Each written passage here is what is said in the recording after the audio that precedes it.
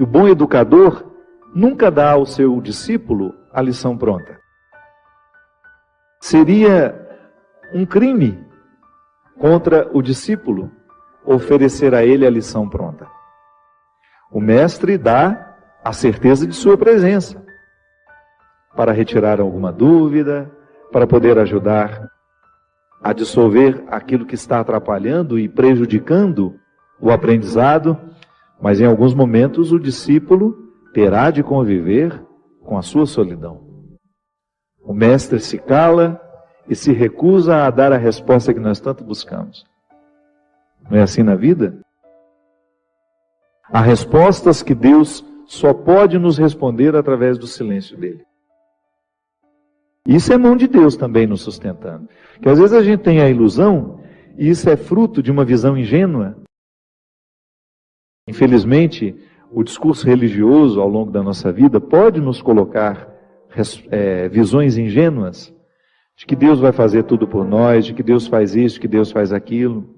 Tá certo? Nós temos o direito de acreditar na proteção divina. Mas nós não estamos desobrigados de fazer a nossa parte. Porque é uma questão de sabedoria, de maturidade. O pai faz isso com o filho, a mãe faz isso com o filho.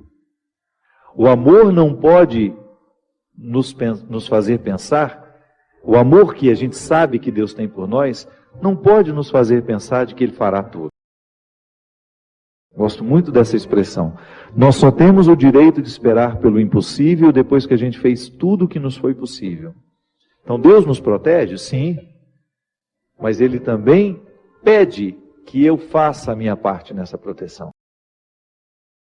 Eu rezo a Deus pela minha vida, peço para que Ele me dê saúde, mas preciso fazer a minha parte para que essa saúde seja uma realidade na minha vida, não é? O cuidado que eu tenho comigo é uma expressão dessa minha parte, do milagre que eu preciso realizar diariamente. Então, às vezes eu identifico a mão de Deus estando presente na minha história, mas não me segurando como eu acho que segura. Sim, alguns desamparos são importantes demais no nosso processo humano. Seria muito interessante se a gente aprendesse isso desde o berço, mas infelizmente não. Então nunca é tarde para a gente aprender. A desproteção que às vezes nós sentimos na vida também é a mão de Deus, porque aquele que ama desprotege. Para que você fique exposto àquilo que você precisa viver e experimentar, sozinho. A presença dele sempre nos olhando, sempre nos orientando. Porque isso é muito interessante. Quanto mais a gente cresce, quanto mais a gente amadurece na nossa experiência com Deus, maior é a capacidade que a gente tem de ouvir e compreender a voz dele na nossa história. Então, Deus me protege assim, mesmo quando ele está distante. Sabe? Não é que ele fica distante, é que nós nos sentimos por causa das situações da vida. O contexto desfavorece perceber essa presença intensa na nossa vida. Então, aquele momento de desconsolo, meu Deus, parece que eu estou abandonado pelo Senhor. Não é não. Esse desconsolo faz parte dessa proteção dele na nossa vida.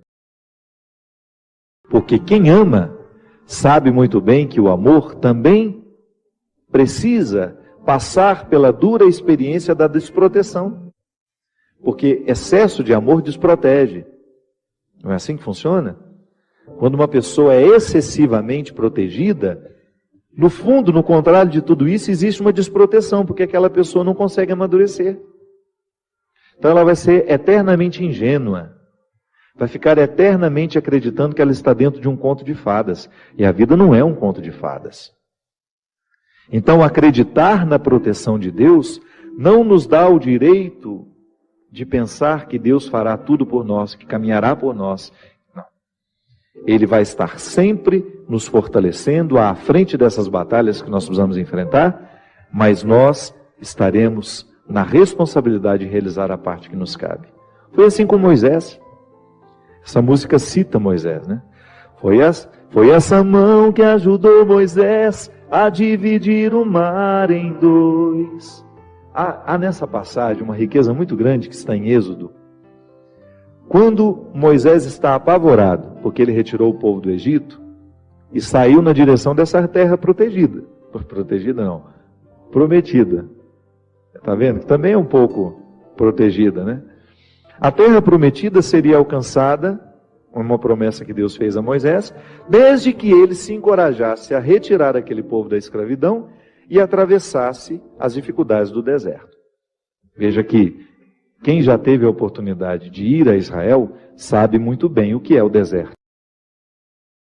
Você entrar naquele deserto para chegar a um lugar que não sabemos onde é, que só está no coração de um homem, como promessa, é uma dificuldade muito grande. O povo acreditou, foi atrás de Moisés, começou a viver as restrições do deserto, a fome, começou a sentir saudade das cebolas, né? Porque no Egito eles comiam cebola, no tempo da escravidão a cebola era o principal alimento, por isso que às vezes a gente usa a expressão, não fique chorando as cebolas do Egito, não é assim? Você já deve ter escutado essa expressão, quando alguém lhe aconselha, para de lamentar o passado. O que é lamentar as cebolas do Egito? É dizer, eu era escravo, mas tinha esse alimento. Eu tinha cebola para me alimentar. E agora eu estou livre, mas não tenho nada. Calma. Dê tempo ao deserto. Permita que o deserto lhe diga o que ele precisa dizer. Até a fome. A restrição, ela é importantíssima no processo humano. A gente identifica o tempo todo que pessoas são estragadas porque não lhes faltou nada. Terrível, quando você tem um filho que foi paparicado desde criança, não lhe faltou absolutamente nada, e de repente, no descampado da vida, de repente aquela pessoa precisa enfrentar o deserto da vida e ela não tem munição o suficiente para dar conta. Aí fazer o quê? Como é que nós enfrentamos o deserto? Ali naquele momento, quando Moisés retira o povo da escravidão e se encoraja a levar este povo pelo deserto a caminho da terra prometida, ele também sente medo, ele também não sabe o que vai ser. Por isso ele o tempo todo, através das manifestações de Deus naquele momento da vida de Moisés, ele se comunica com Deus. São as epifanias, né? Que são essas manifestações gloriosas de Deus ali, através da realidade simples. É a sarça que arde, é a pedra que jorra água, enfim.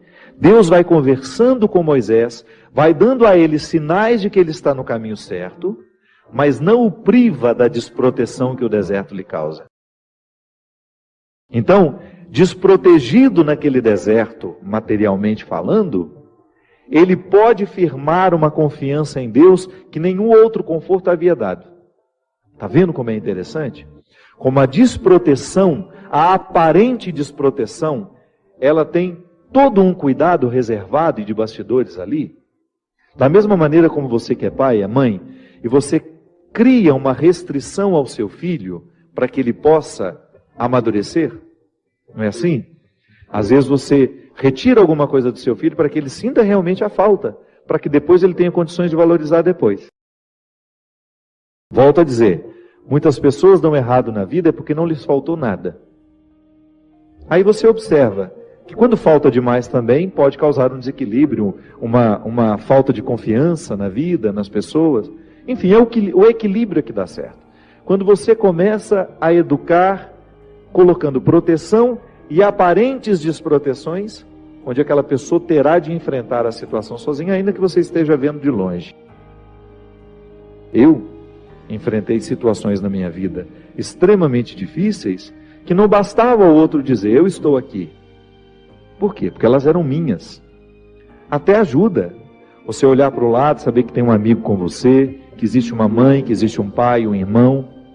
Mas em muitos momentos da nossa vida, este calvário é para ser vivido na solidão. É quando eu preciso viver essa sensação de estar desprotegido, da mesma maneira como Moisés viveu, ao pisar os desconfortos do deserto, ao enfrentar aqueles desconfortos, ele compreendeu o que é a condição humana. Então eu também faço essa experiência. Você faz. Eu não quero passar a vida em brancas nuvens, não quero mesmo. E é por isso que desde muito menino, quando a vida me era difícil, eu encontrava alguma coisa naquele desconforto que me fazia pensar mais alto, que me fazia pensar além. Moisés vivendo O desconforto do deserto precisava convencer os que estavam ao lado dele de que aquele desconforto valeria a pena. Ah, mas alguns queriam voltar para a escravidão. Olha como a fraqueza humana está muito presente na nossa vida no momento do desconforto. Quanta gente, vou dar um exemplo simples para você entender. Existem pessoas que precisam romper com namoros que são terríveis, desastrosos. Aquela pessoa só faz mal a você sabe disso, mas você tem um vínculo com ela, você tem necessidade afetiva, você não consegue romper aquele namoro. Então, de repente, você se encoraja, você fica com tudo claro diante de você, essa pessoa não me faz bem, eu não posso me casar com essa pessoa, porque se no tempo do namoro já está assim, imagina na época do meu casamento, depois no meu tempo de casado, vai virar um inferno pior ainda do que já é. Aí você se encoraja, motivado por pessoas que estão ao seu lado, a romper. Aí é terrível no dia que você rompe. O sofrimento é cruel dentro de você. Parece que você nunca mais vai se recuperar, que você só pensa naquela pessoa. Por quê? Porque apesar dela te fazer tão mal, você tem um vínculo doentio com ela, de dependência afetiva. Você sabe que ela te faz mal, mas você não sabe viver sem ela.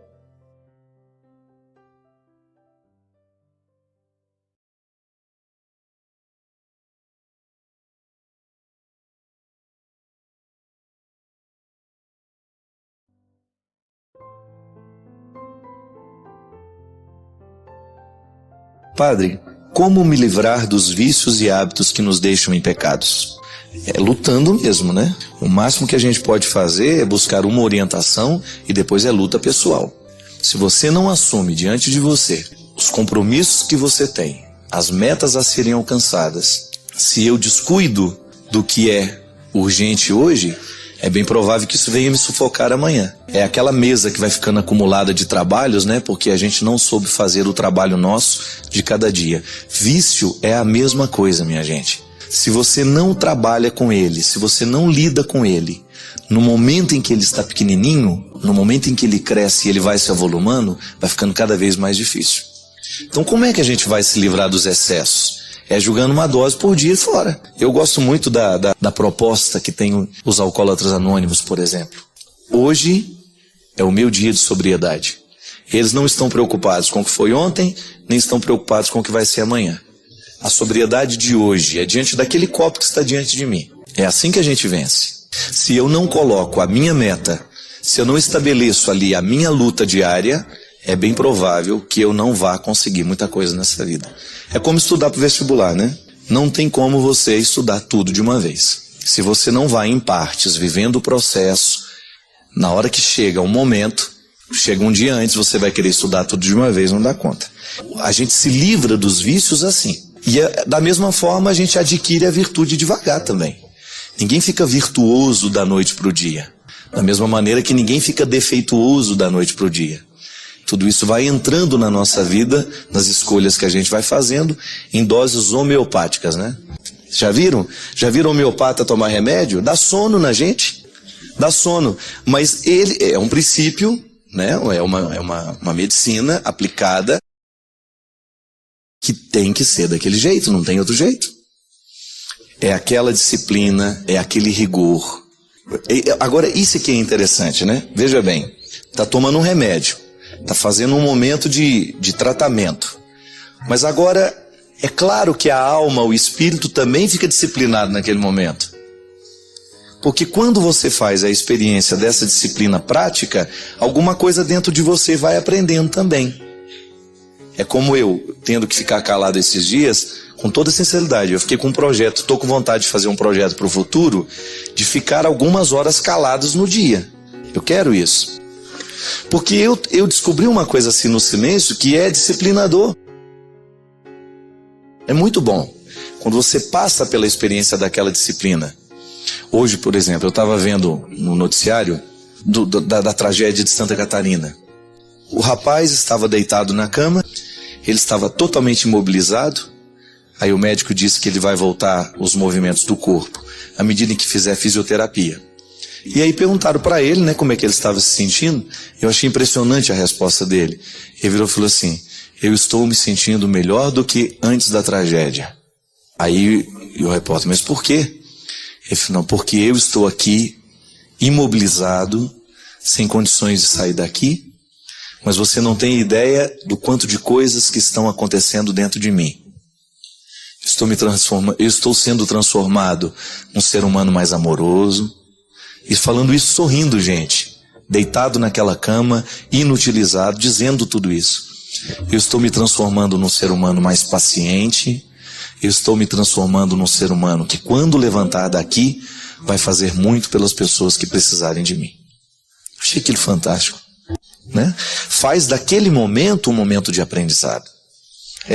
Eu poderia perguntar, né?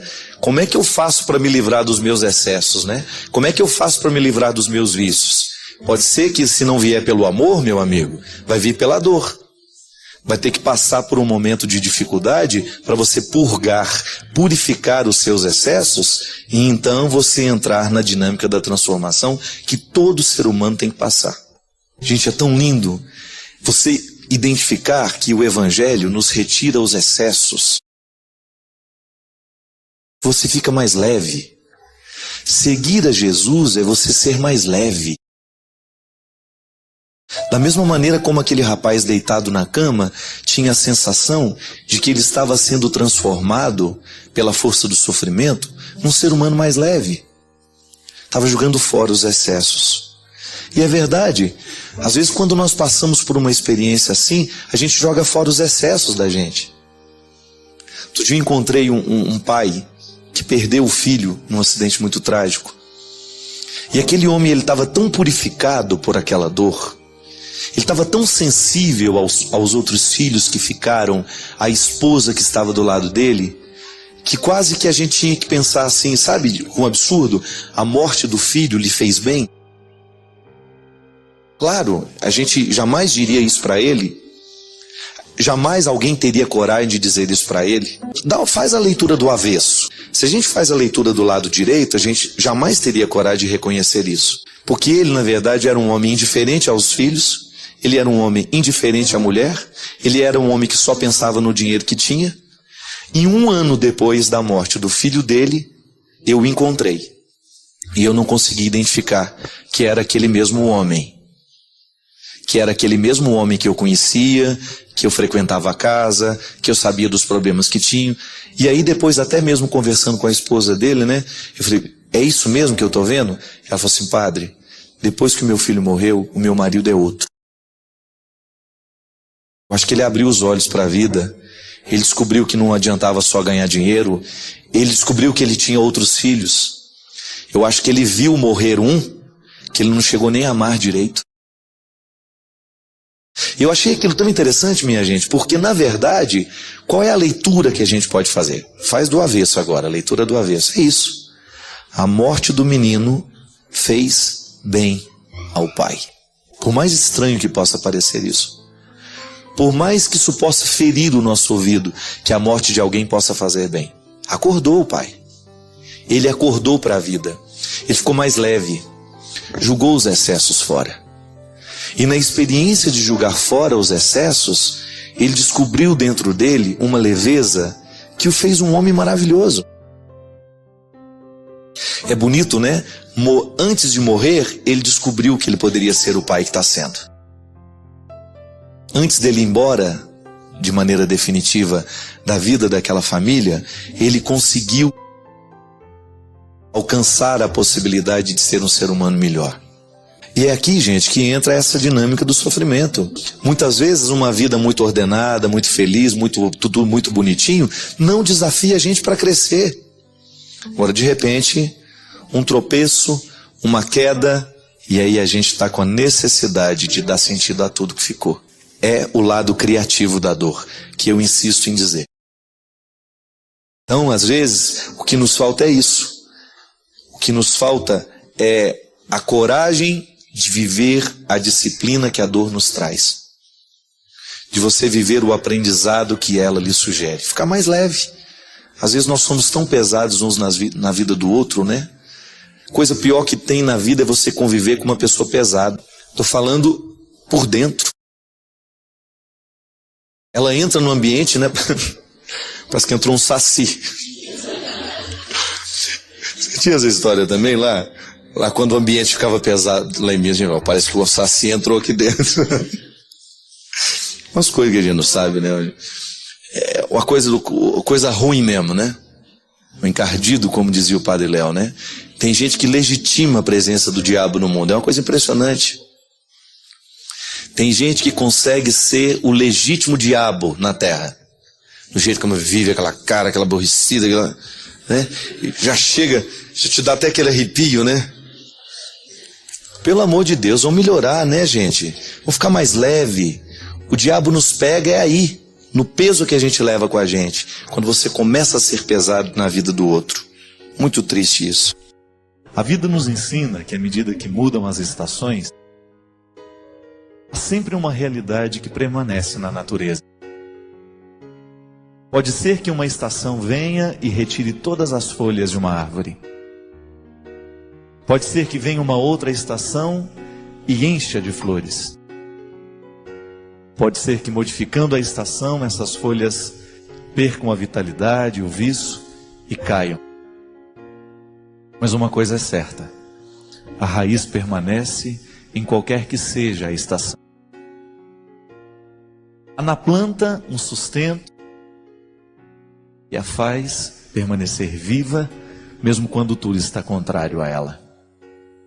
A sabedoria vegetal que nos ensina que em tempos de inverno é necessário que toda a seiva que está dispersa nas folhas e nas flores venha repousar na raiz. Você passa pela vida o tempo todo fazendo essa experiência. Pode ser que em alguns momentos da sua vida, algumas pessoas tenham sido vitais, estiveram muito vivas na sua história naquele tempo. Mas de repente o tempo foi passando, a estação foi modificando e aquela pessoa deixou de fazer parte da sua história, deixou de fazer parte da sua vida. Mas você pode identificar que ao longo da sua vida, apesar de terem passado inúmeras estações por você, existem algumas que ficaram. A essas pessoas, nós podemos chamá-las de raízes. São pessoas que mesmo com as mudanças do tempo, mesmo com as mudanças das estações, elas continuam lá. Arvorear é a gente plantar árvores, é a gente crescer como árvores, é a gente se unir como árvores, é a licença poética, é o significado que vai além da palavra. E todos nós precisamos de passar pela experiência constante de arvorear também. De lançar raízes na vida de alguém e de permitir que outras pessoas também lancem raízes na terra da nossa história. Porque o que nos segura na vida, minha gente, e o que nos faz dar conta de tudo isso que a gente tem que viver todos os dias, são aquelas raízes que a gente olha e que a gente pode contar com elas. São aquelas pessoas que permanecem mesmo quando mudam as estações. Como disse aqui, tantas pessoas passaram pela sua vida e na estação da alegria estavam todas lá. Mas de repente, quando chegou o tempo da dificuldade, foi embora todo mundo. São as realidades que são passageiras, são as pessoas que são passageiras. Mas nós não sobrevivemos de passagens. O ser humano, cada vez mais, ele tem necessidade de realidades que sejam definitivas. De realidades que a gente sabe que permanecerão. Pode até haver mudança, mas elas não vão nos abandonar. Pode até que alguma coisa modifique, mas aquela raiz permanecerá ali. Mesmo porque a gente só pode ser feliz à medida em que nós somos árvores que estão plantadas com raízes fecundas. Essa semana estava passando à beira de uma estrada e comentei com um amigo que estava do lado que acho muito interessante como os bambus crescem. Você nunca vê um bambu solitário, não é verdade? Porque ele sabe que ele não sobrevive às ventanias. Se ele quiser permanecer de pé, ele tem que crescer junto com outros. Porque quando vem o vento forte, eles todos formam uma proteção. Eles ficam fortes juntos. Se você sopra um vento pesado em cima de um único bambu, ele vai tombar, ele vai morrer. Ele vai quebrar, ele vai ceder. Mas se ele está junto de outros, se ele faz aquela moita, se ele faz aquele grande conjunto, ele não vai ser quebrado. Porque eles vão obedecer o movimento do vento, mas não vão ceder para fazer com que a morte seja definitiva. Eles não vão permitir que a morte seja definitiva. Um vai ajudar o outro a permanecer de pé. Na vida é assim, minha gente. Nós vamos saber ficar de pé à medida em que nós estivermos arvoreados, plantados juntos, porque a beleza da vida está aqui. Tanto as alegrias quanto as tristezas, elas só podem ser vividas à medida em que nós temos alguém para conjugar o verbo conosco. Caso contrário, a vida se torna insuportável. Tente viver uma tristeza sozinho para você ver. Vai ficar insuportável. Tente viver uma alegria sozinho. Não vai ter tanto gosto. Nós precisamos para dividir. Seja na alegria, seja na tristeza. Nós precisamos de alguém do nosso lado. Alguém que nos ajude a entender o que está acontecendo. E esse é o belo significado cristão de amar e ser amado. É você estar plantado junto para ajudar no vento do outro, ele permanecer de pé. É você estar plantado junto para que no momento que o vento for contrário a você, ele que está ao seu lado lhe ajude a permanecer de pé. Esse programa, ele quer ser para você hoje, quem sabe, uma pequena árvore plantada ao seu lado. Para que a nossa palavra, a nossa música, a nossa reflexão, quem sabe hoje, possa representar alguém que realmente esteja do seu lado, alguém que de fato esteja plantado como raiz, para lhe dar a segurança que talvez hoje você esteja necessitando. E quem sabe, divulgando essa música, essa mística que a música nos traz, nós possamos arvorear o mundo. E amanhã a gente possa se plantar em outras vidas. E amanhã a gente possa permitir que outras vidas se plantem em nós. Para que juntos possamos formar uma grande floresta de amigos. De irmãos que se amam, que se ajudam e que se ajudam no momento da necessidade.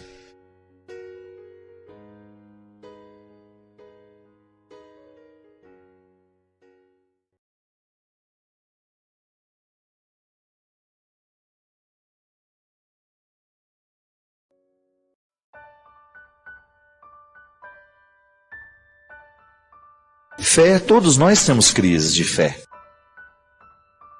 E é impossível você querer retomar a fé do tempo que você era criança. A fé que era no tempo da infância valeu para aquela época, não é? Eu nunca lamento a fé que eu tinha no passado e que não tenho hoje mais. A fé da gente vai avançando, ela vai evoluindo. E muitas vezes, por não saber compreender a evolução da nossa fé, nós julgamos que nós não estamos acreditando mais. Primeira coisa, a gente precisa fazer uma distinção. Fé não é sentimento. Definitivamente, o nosso sentimento não pode determinar o que nós chamamos de fé. Por quê? Porque nem sempre a minha experiência de Deus vai me fazer sentir alguma coisa.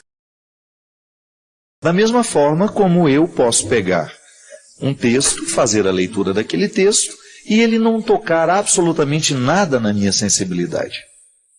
O texto continua tendo o seu valor, não é verdade? Pode ser que naquele momento eu não estivesse tão sensível para perceber aquele texto, para perceber as belezas que estão presentes nele. A vida é assim. A nossa experiência de fé consiste, primeiro, a gente tem que compreender que é um dom que nós recebemos. Eu não tenho fé porque eu quero. É um dom que eu recebo de Deus. E por isso que é o primeiro dom que nós precisamos pedir todos os dias quando a gente levanta. Senhor, me dê a graça de continuar acreditando. E aí nós precisamos compreender que a nossa fé em Deus, ela tem outros desdobramentos. Por exemplo, quando eu acredito em Deus, eu sou convidado também a acreditar na humanidade. Você já parou para pensar que muitas vezes existem pessoas que acreditam em Deus e não acreditam na humanidade? E que existem pessoas que acreditam na humanidade, mas não acreditam em Deus? É natural que essa dicotomia aconteça. Sobretudo, por exemplo, depois do Iluminismo, que foi aquela época da história em que as ciências quiseram explicar todos os ocultismos que estavam presentes na Idade Média, os exageros da religião, né, ou até mesmo aquele excesso de superstições que fazia parte do contexto da Idade Média, foi altamente criticado pelo tempo das luzes, né, do Iluminismo, que veio como uma revolução cultural que tentou desfazer e menosprezar todo o processo de fé humana. Só que aí hoje nós estamos num momento em que a crítica do Iluminismo já nos serviu para a gente corrigir os nossos exageros daquele tempo, para a gente encontrar um equilíbrio hoje na nossa forma de acreditar em Deus, equilibrando essa fé em Deus com a fé na humanidade. Eu me recordo que o grande salto de fé que eu dei na vida foi no momento em que eu compreendi que a minha fé em Deus estava diretamente ligada na minha fé ao ser humano. E que eu não podia acreditar em Deus descrendo do ser humano. E que o mesmo processo também seria inválido. Não posso acreditar somente na humanidade e descrer em Deus. É nesse equilíbrio que eu preciso contextualizar a minha fé. Muitas vezes, meu filho, o que a gente considera falta de fé é um desequilíbrio entre uma realidade e outra. E agora eu já falo para você também que me escuta. Como é que está o equilíbrio entre a sua fé em Deus e fé na humanidade? Porque o bem-estar espiritual que nós precisamos viver, o que eu chamo de bem-estar? Uma fé equilibrada que faça bem ao coração humano, ela precisa mover a fé que eu tenho em Deus para a realidade histórica onde eu estou situado. Eu digo isso, precisa equilibrar, porque muitos desequilíbrios que nós encontramos na humanidade hoje estão diretamente ligadas ao processo de fé em Deus. Olha, minha gente, eu não tenho medo de dizer isso. Como homem da religião, que lida o tempo todo com o processo religioso, eu encontro muitas pessoas em que a religião fez muito mais mal do que bem. Pessoas desequilibradas. Pessoas que perderam o referencial de bom senso. E você deve conhecer gente assim também. Que por causa da fé em Deus, acabaram desprezando a vida humana, acabaram renegando, relegando todo o processo humano histórico, desconsiderando, Muita gente deixou em alguns momentos isso, encontrar na vida o lugar do sacrifício. Só que a gente precisa entender que sacrificar é fazer ser sagrado. Então eu sacrifico a minha vida, mas não significa que eu fico lá sofrendo o tempo todo, não. Eu faço ser santo tudo que é meu. Eu coloco sobre o altar para sacrificar, para tornar sagrado, para tornar santo. Aí é o equilíbrio. A fé que eu não estou vivendo o desdobramento dessa fé aqui na história. Não é verdade? Então este equilíbrio é importante. E muitas vezes nós consideramos como falta de fé a nulidade de um desses aspectos, desses pontos. E aí nós precisamos buscar, mergulhar dentro da nossa condição humana e investigar bem o que é que nós compreendemos como fé, não é verdade? Onde é que eu estou errando nessa compreensão toda? O fato é que, muitas vezes, nós ficamos insistindo numa fé imatura, e quando passa o tempo dessa fé imatura, ela já não nos sustenta mais, a gente fica achando que não nos restou mais nada. Mas é por isso que a Sagrada Escritura fala de maneira tão clara e de maneira tão direta. Em um tempo da vida, a gente precisa de alimentos líquidos, por causa da dificuldade de engolir, não é verdade? Mas vai chegar um momento em que nós estaremos preparados para os alimentos sólidos. E eu acredito nisso, traduzindo isso para o contexto da nossa experiência de fé. Em muitos momentos da nossa vida, nos é permitido ter uma fé ingênua, porque faz parte daquele momento. Mas depois essa fé precisa amadurecer. Eu não posso querer, na minha idade adulta, acreditar da mesma forma como eu acreditava no tempo que eu era criança. Eu posso até guardar muitas coisas bonitas da minha infância, da minha inocência, mas a minha fé precisará avançar. Quantas pessoas, né? Eu cheguei a conhecer muita gente. Ah, padre, eu perdi a fé. Como assim perdeu a fé?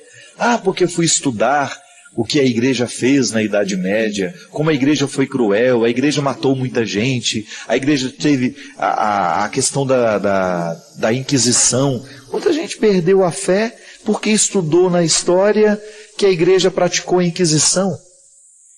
Tudo bem, um erro histórico. Mas será que a minha fé é tão pequena a ponto de ceder tudo, de acabar, só porque eu estudei uma fragilidade da igreja no tempo da história? Será que a minha fé depende? Será que ela não sabe compreender o processo que avança? Que a igreja já pediu perdão por aqueles erros cometidos? Que a igreja não é só divina, ela é também humana? Mas que quando eu olho para essas fragilidades humanas, eu não posso esquecer a força do Espírito que está tentando conduzir isso.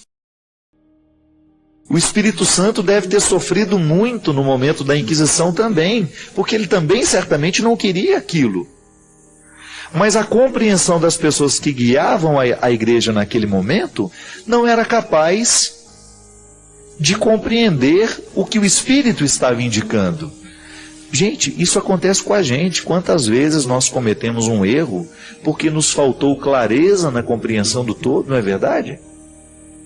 Mas a minha fé, ela não pode ir embora porque eu descubro uma fragilidade daqueles que me ajudam a crer. É igual aquela velha história. Ah, eu não acredito mais na igreja porque o fulano de tal, o padre tal, fez isso, isso, isso e isso. E eu não concordo com isso. Se a sua fé depende de um padre, então você está com um problema muito sério. Um padre é uma seta, é um indicativo. Mas ele não é Deus. Eu gosto de dizer muito isso. Olha, se você se decepcionou comigo como homem, como padre, eu lamento. Gostaria muito de ter acertado com você. Mas eu sou frágil. Nem sempre eu consigo acertar. E eu erro muito. Agora, se você se decepciona comigo, tudo bem.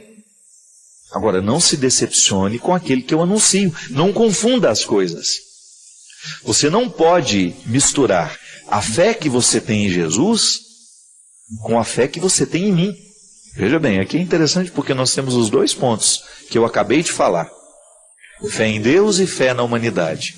Graças a Deus, eu assumo com muita alegria a responsabilidade que eu tenho, a autoridade que eu tenho. Isso é responsabilidade para mim, saber que no seu processo de fé em Deus, eu participo. Eu assumo com você essa responsabilidade humana, de ser um padre que possa lhe ajudar no seu processo de fé. Mas eu não sou o final do seu processo. Eu sou apenas um ponto por onde a sua fé passa. Talvez uma palavra que eu lhe dê, um conselho que o meu programa aqui faz para as outras pessoas e que acaba valendo para você, né? Outro dia uma pessoa falando comigo isso, né? Padre, o senhor precisa ter muito cuidado, porque as pessoas escutam o que o senhor fala. Ela falava assim, com carinho, né? E é verdade. Muita gente presta atenção mesmo no que eu estou dizendo. Significa que eu sou, naquele momento da vida, o braço histórico dessa fé, que também é transcendência. Mas veja bem, se você se decepciona com aquele que de alguma maneira foi ponte por onde a sua fé passou, por onde Deus atravessou a ponte para chegar até o seu coração, passa. Não se decepcione com aquele que você precisa conhecer. Não é verdade? O processo humano é assim, minha gente. Então, muitas vezes, o que nós analisamos como falta de fé é uma imaturidade só que vai passar. Agora, a fé precisa ser amadurecida, desenvolvida. Como é que a gente faz isso? Com a oração. Nós não podemos viver sem orar.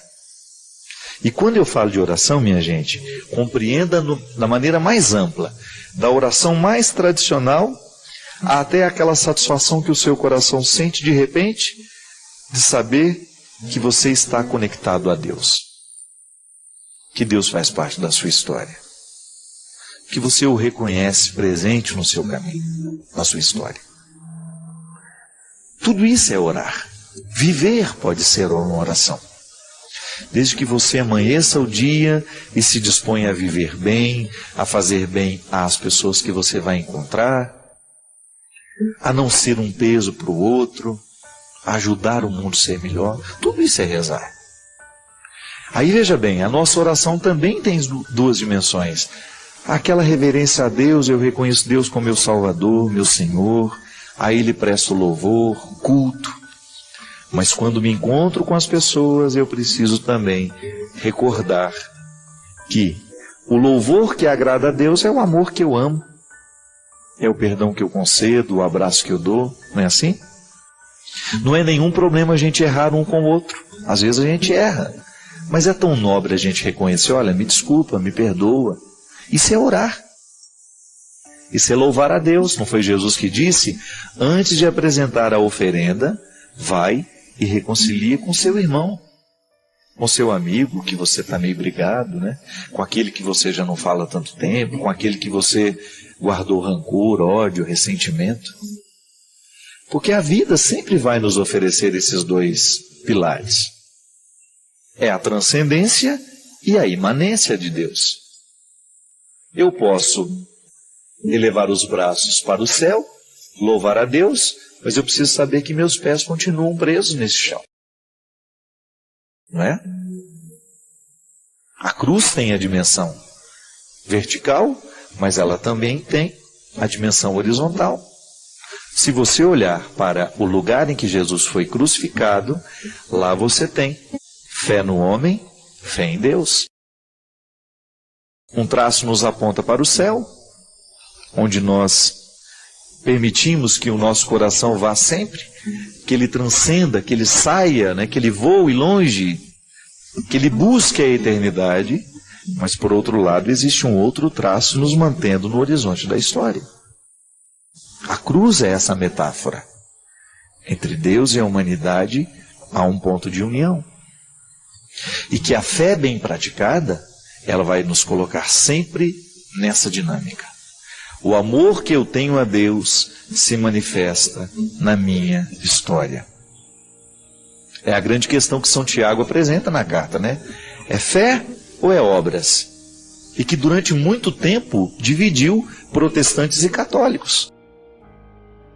Protestantes acreditando que a fé é o suficiente para salvar, e outros dizendo que precisa ter as obras. E aí São Tiago propondo de maneira equilibrada os dois caminhos. A minha fé tem que se manifestar em obras muito concretas, porque senão ela fica morta. Eu admirei muito, por exemplo, nesse tempo de tragédias, admirei muitos evangélicos que eu vi pela internet criando campanhas de solidariedade com aqueles que estão sofrendo lá na serra. Porque à medida que o tempo vai passando, a gente corre o risco de esquecer que o sofrimento ainda está lá em Teresópolis, Friburgo, né? Petrópolis. E eu vi ali os evangélicos, o pessoal do Diante do Trono, Ana Paula Valadão, fazendo a campanha dela. Outros evangélicos, alguns pastores que eu vejo no Twitter. E fiquei pensando, olha que interessante, né? O processo histórico. Eles hoje vivendo o equilíbrio da proposta de Tiago. Fé e obra. Nós acreditamos em Deus. E o Deus que eu acredito me leva a estender a mão. Minha gente, fé, essa dimensão bonita da vida, precisa se desdobrar. Recorde-se da cruz. Quando eu abençoo você aqui, ministerialmente falando, eu estou lhe colocando neste caminho. Esteja em Deus, mas não esqueça de viver a história. Que a sua religião não seja alienante. E que a sua história não lhe faça esquecer a transcendência. Não reduza Deus a uma sociologia. Traga Deus para a sociologia. E descubra que a sociologia que propõe a solidariedade nasceu em Jesus. É isso que nós precisamos. Chega de praticar uma fé que nos desequilibra. Nós precisamos de gente equilibrada. Você sabe que cada vez mais eu me convenço. O grande testemunho que nós podemos dar àqueles que não creem é o nosso equilíbrio.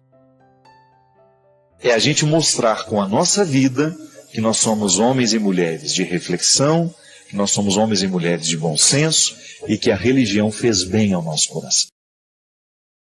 Somos loucos por Deus, mas aqui a gente está mantendo um equilíbrio de sanidade. Que a nossa experiência de Deus está nos ajudando a viver neste tempo, apontando para a eternidade, mas fazendo com que essa história seja melhor a cada dia. Assim como o deputado federal hoje deu uma lição de cidadania, hoje ou ontem, não sei, um deputado jovem de Brasília, que eu não me recordo o nome dele, ele renunciando a vários direitos para economizar os cofres públicos. É assim. Quando eu, na minha atitude, na minha postura, posso fazer o mundo ser melhor. O Deus que move o meu coração, o Deus que gera a minha fé, que Ele me entrega o tempo todo como um dom, Ele me leva a ter atitudes, gestos que possam mostrar ao outro que eu acredito.